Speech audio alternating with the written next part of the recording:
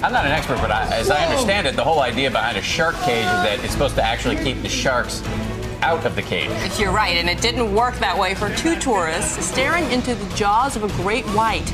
The man who shot this video is talking about those frightening moments. ABC's Tanya Rivera has the story.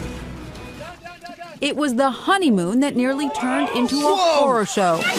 When a newlywed enters a shark cage off the coast of South Africa, the great white doesn't stick to the script. Whoa!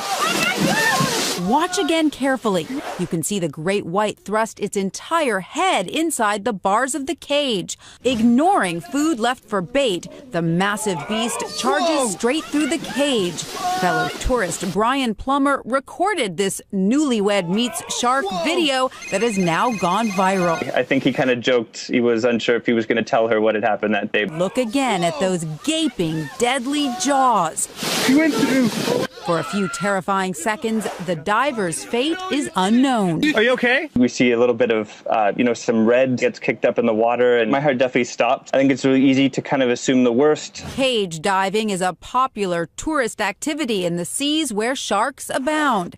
But how safe is it? I think that if the cage is sturdy, cage diving in and of itself isn't dangerous. But when it comes to feeding, anytime you feed a wild animal, there are risks. Regardless, you'll need to keep your wits about you. So Roger did say that he did swim under the viewing bar, or the area that you can look out. His instinct was to just go down and avoid, where the shark had access to. Very quick thinking. Everyone is fine. We contacted that cage diving company in Hansby, South Africa. They tell us in 16 years they've never seen anything like this, but they will now be making the viewing gaps on their cages smaller so it won't happen again. My husband, Chris, actually went cage diving in that exact same spot, Dan and Brianna. Really? Yeah.